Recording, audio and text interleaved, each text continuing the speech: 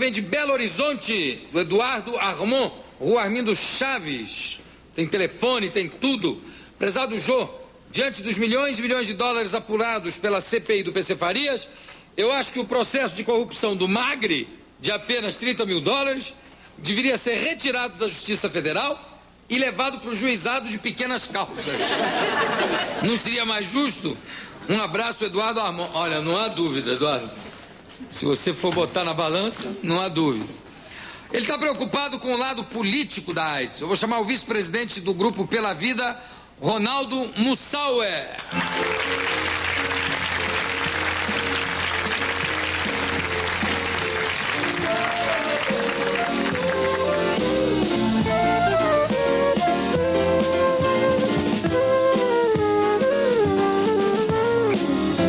Ronaldo, na abertura mudei o teu nome para quê? Para Mussauer. Mussauer. Você me desculpe. Ronaldo Mussauer. Você é vice-presidente do Grupo Pela Vida. Por que vida com 2 Ds? Na verdade, isso é... Um grupo luta pela valorização, integração e dignidade do doente de AIDS. Daí o acrônimo de vida com 2 Ds. Inclusive eu trouxe um presentinho do grupo para você, que é um boto. Se você perceber, uma camisinha estilizada. É verdade, olha, uma camisinha estilizada em bottom. Camisinha pequenininha, né? Uhum. Olha aqui. Mas ela tá enrolada. Tá enroladinha, pra claro. usar, só puxar.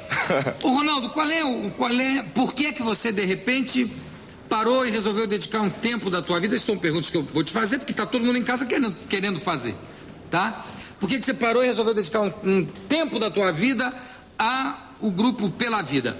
Você, por acaso, é portador ou você faz parte de grupo de risco?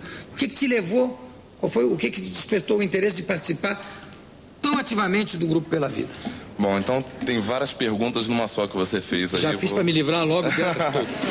Bom, em primeiro lugar, eu não parei nenhuma atividade na minha vida para poder participar do Grupo Pela Vida, né? Eu faço engenharia eletrônica na UFRJ, então eu já estou no último período, inclusive me formo no fim do ano. E o trabalho do Pela Vida é junto com a faculdade. Certo. Em relação ao que me fez entrar no Grupo Pela Vida, eu conheci o trabalho do Grupo Pela Vida, fundado pelo escritor Herbert Daniel, como você conhecia. Uhum. E era um trabalho que eu me interessei muito, porque foi a primeira vez que eu ouvi, em 89, falar de AIDS de uma forma não terrorista, como era divulgado na televisão antigamente. E eu achei muito, muito interessante o trabalho do Daniel. Daí, um pouco tempo depois, eu perdi um amigo por complicações relacionadas com a AIDS. E coisa de 1 ano e meio depois, isso foi um ano e meio depois de eu conhecer o trabalho do Pela Vida. Então, quando ele morreu, eu resolvi procurar o grupo para saber sobre informações, o que era essa tal de AIDS que todo mundo falava, e para poder me informar e para poder passar essa informação. Você não, até então não tinha praticamente nenhuma informação sobre a AIDS? Tinha muito pouco, o que era divulgado pela mídia, que infelizmente eu posso dizer que era uma desinformação. Daí eu comecei a conhecer o grupo, né? E por uma característica minha, desde criança, eu sempre costumei fazer muitas coisas ao mesmo tempo e coisas totalmente diferentes uma da outra, né? Daí eu comecei a me envolver com o grupo deu uma proposta excelente, que realmente me cativou, vamos dizer assim. E aí eu me envolvi em várias atividades, o serviço de Disque AIDS, plantão, e 1 ano e pouco depois que eu estava militando já no grupo, houve, com a morte do Herbert Daniel, houve uma reestrutura do estatuto do grupo e eu fui convidado para vice-presidente. O fato de você ter um amigo chegado que morreu de AIDS, em consequência de complicações por causa da AIDS, foi uma coisa que te deu um alerta, te chocou, te deixou... Sim. Você acompanhou esse amigo até o fim? Sim, acompanhei. E choca porque até então a gente tem uma certa consciência, aí respondendo já o que você perguntou sobre o grupo de risco, sempre foi divulgado que a AIDS era relacionada com grupo de risco. E isso foi um erro mundial, porque esse termo é um termo médico que sempre foi usado antes da AIDS, e foi um erro muito grande ter adaptado isso para a AIDS. Por quê? O grupo de risco inicialmente eram os homossexuais, os usuários de drogas endovenosas e os hemofílicos. Então todas as pessoas que não estavam nesse grupo de risco estavam isentas, se sentiam isentas da epidemia. Não se cuidavam. Exatamente. E com o passar do tempo foi provado pelas estatísticas, pela contaminação das pessoas, que não existe grupo de risco, né? As mulheres se contaminaram, heterossexuais, crianças, e viram que todas as pessoas podem contrair AIDS. Não, partiu de um grupo, e partindo de um grupo e se contaminando, quer dizer, havendo contaminação também heterossexual, é claro que a epidemia pôde se espalhar como se espalhou em todas as áreas. Daí vem um termo chamado... Se você tem desculpa, sem querer interromper, só para concluir. Se você tem uma pessoa que seja um homem que seja bissexual, ou se você tem um usuário de drogas intravenosas e que de repente tem relações sexuais com uma moça que não seja usuária de drogas, perfeito, né? E que de repente ela fica contaminada, ela passa a ser uma transmissora para o grupo normal de heterossexuais. Quer dizer, então, hoje em dia já se sabe, e eu acho que a maior batalha é se divulgar o perigo da AIDS nesse sentido, quer dizer, que hoje em dia o homossexual se cuida muito mais do que o heterossexual. Exato. Né? Inclusive o índice estatístico caiu muito no grupo homossexual. No grupo chamado de risco dos homossexuais, caiu muito e aumentou entre os heterossexuais. E aí mudou o termo, agora não é mais grupo de risco, é comportamento de risco, que é você ter um relacionamento com uma pessoa sem o uso do preservativo, por exemplo. É você compartilhar drogas endovenosas sem esterilizar a seringa, né? Você receber sangue sem você ver se esse sangue está testado. Então agora é um comportamento de risco, então isso abrange agora todas as pessoas. Como é que está a distribuição do AZT no Brasil, feita pelo Ministério da Saúde? A distribuição do AZT, infelizmente, não está sendo suficiente para toda a demanda da população, né? Quando começou a se distribuir AZT, existiam alguns critérios para se distribuir para as pessoas já doentes, não assintomáticas. Assintomáticas são as pessoas portadoras que não desenvolveram AIDS ainda. Certo. E só as pessoas que estavam num estágio muito avançado da doença recebiam esse medicamento, porque tinham pouco medicamento, infelizmente, então tinha que se dar para quem estava pior, vamos dizer assim. Então essa forma de distribuir o medicamento é altamente questionável. Acho que, na nossa opinião, do Grupo Pela Vida, todas as pessoas que necessitam do medicamento, que recebem a prescrição do medicamento, devem receber esse medicamento. Independente do grau da manifestação da doença. Agora, por que de repente o AZT, a gente sabe que o AZT que vem do Canadá, o AZT canadense, sai mais barato do que o AZT brasileiro? Por que isso? A questão do AZT é uma coisa que a gente briga muito lá no grupo.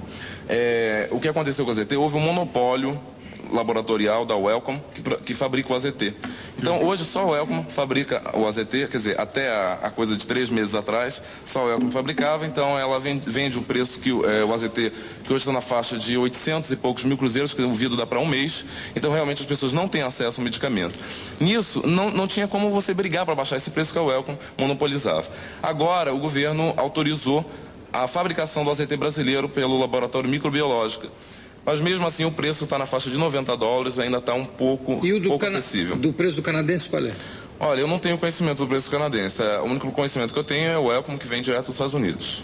Porque a informação que eu tenho é que o AZT canadense está na faixa de $70, enquanto o AZT feito no Brasil ainda está mais caro. Eu desconheço. Inclusive $70 seria um preço abaixo do que fabricado aqui no Brasil, dificilmente. Pois é, isso que eu estou dizendo. Quer dizer, a informação que eu tive foi essa, que por incrível que pareça, o AZT canadense era mais barato do que o brasileiro.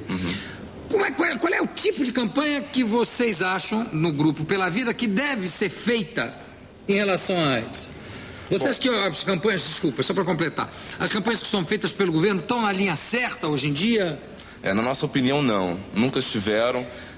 Sempre teve slogans do tipo: se você não se cuidar, a AIDS vai te pegar. E as pessoas ouviam isso e não sabiam como que a AIDS vai me pegar se eu não me cuidar. Como me cuidar, né? Ou então eu tenho AIDS e não tenho cura. Então é uma coisa que não traz informação para você. Eu tenho AIDS e não tenho cura, eu ainda não tenho cura. Mas existe tratamento. A AIDS, cada vez mais, é uma doença tratável. Ela pode não ter cura ainda, né? Então acho que a grande sacação do Herbert Daniel, quando fundou o Grupo Pela Vida, na verdade, o Grupo Pela Vida resultou de uma indignação dele, de tudo que acontecia para as pessoas em relação à AIDS, o que aconteceu com ele quando se descobriu com AIDS, da forma até que o médico, com uma inabilidade incrível, passou a informação para ele em 40 segundos, né? Então, essa indignação ele transformou em ação política. Então, ele fundou um grupo com pessoas vivendo com AIDS para poder partilhar todas as especificidades do viver com AIDS. Eu vou especificar isso para você. Então, o grupo ele alia a luta de prevenção e informação com a luta política pela cidadania, né? Então, o que significa o viver com AIDS do Grupo Pela Vida? O que Daniel pensava nisso? Então, viver com AIDS para a gente não necessariamente são as pessoas portadoras do vírus. O viver com AIDS são todas as pessoas ligadas politicamente com a questão da AIDS. Então, lá no Grupo Pela Vida, independente dos infectados ou não, todos vivemos com AIDS. Por quê?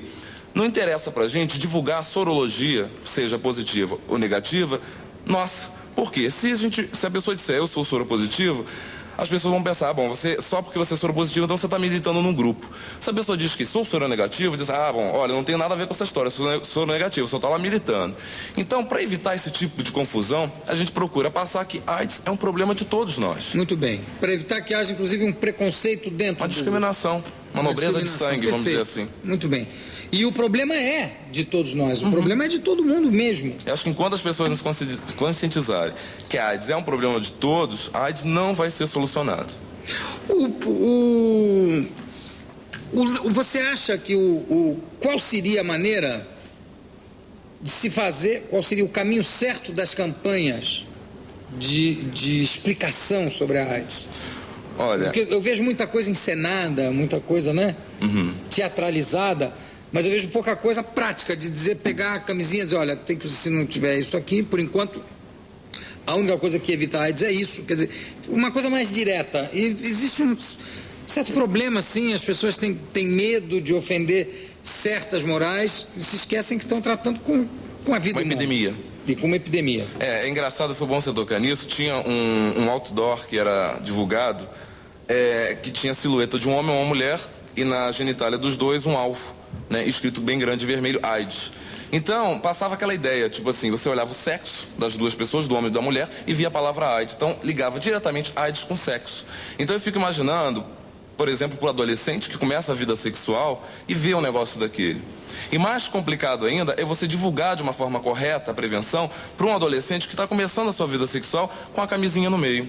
Então, houve sempre uma rejeição por parte do governo divulgar na propaganda a camisinha, porque a camisinha não podia falar na televisão, mas na novela, por exemplo, as pessoas aparecem sem roupa, né? Então a coisa é muito complicada. Então, acho que a linha que tem que ser seguida é você explicar as formas de transmissão e hoje a maior arma para prevenção, que seria o uso do preservativo na relação, né, sexual. Inclusive, quanto a isso, eu gostaria até eu trouxe um outro presentinho para você, queria a ajuda do Alex para mostrar. Já está íntimo aqui do pessoal. Alex, por favor. Isso aqui foi um pôster que nós apresentamos no Fórum Global agora, que é uma réplica da criação do mundo de Michelangelo, onde botamos uma camisinha na mão de Deus entregando para o homem. E com a palavra lá em cima, cuide-se. Viram ao contrário para tirar o brilho um pouquinho. Ao contrário, Alex, vai. Isso. Mais. Não. Assim, ó. Vira assim de lado. Aí. Com a camisinha no dedo. E escrito em português, inglês e francês. Cuide-se, take care, fegaf. Quem é o autor desse... Bom, isso foi produzido pela Quatro Mãos e a divulgação da ABIA, da Associação Brasileira Interdisciplinar de AIDS, e do Grupo Pela Vida.